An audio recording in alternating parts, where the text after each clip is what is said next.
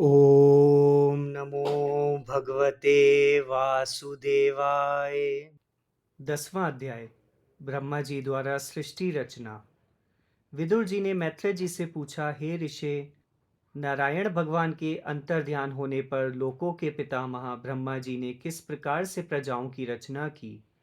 हे भगवान, मैंने आपसे उधर जो कुछ पूछा है उसके साथ इस विषय को भी मुझे समझाकर बताइए।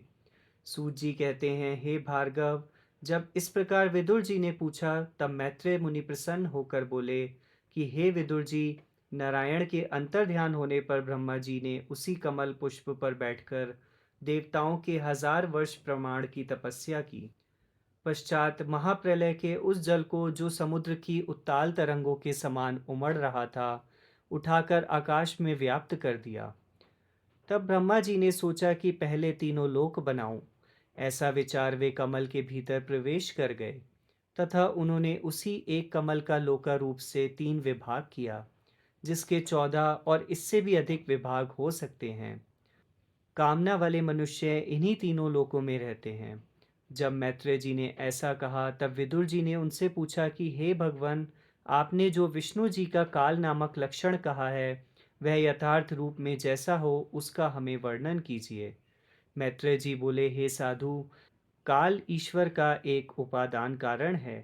वह उन्हीं ईश्वर के द्वारा अपनी सारी लीलाएं करता है, परंतु वास्तव में श्री विष्णु जी तो अपनी ही माया से अप्रकट रूपी काल को निमित्त बनाकर सबका संहार करते हैं।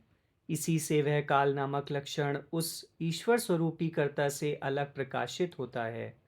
हे साधु, इस समय जैसा संसार है वैसा ही पहले भी था और आगे भी रहेगा, किंतु यह द्रव्य और गुणों द्वारा 3 प्रकार से प्रलय को प्राप्त होता रहता है।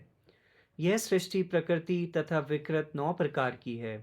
पहली सृष्टि विष्णु जी के एक से बहुत होने की कल्पना है। दूसरी अहंकार, तीसरी सूक्ष्म भूत अर्थात तन्मात्राएं, चौथी ज्ञानात्मक इंद्रिय, पांचवी मन आदि इंद्रिय देवताओं की सृष्टि, छठी अविद्या अर्थात माया की सृष्टि है। इसके बाद 6 प्रकार की विकृत सृष्टि वनस्पति, औषधि, लता, बांस, बेल और वृक्ष हैं। यह सृष्टि अचेतन है। और इसके बाद चेतन सृष्टि है, जो 28 प्रकार की है, जिसमें गौ, अज आदि 9 प्रकार के 2 खुर वाले और गधा, घोड़ा इत्यादि 1 खुर वाले पशु हैं।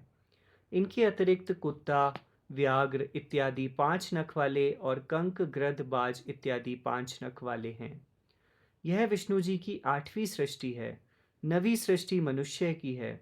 इसी में संत कुमार आदि ऋषि उत्पन्न हुए हैं। इसके अतिरिक्त देवताओं की 8 प्रकार की सृष्टि है, जिसमें देवता, दैत्य, गंधर्व, अप्सरा, सिद्ध, यक्ष, राक्षस, पितृ आदि हैं। और भूत प्रेत पिशाच आदि की 10 प्रकार की सृष्टि हैं। हे विदुर, अब आगे मैं तुमसे वंशों तथा मनवंतरों का इतिहास कहूँगा।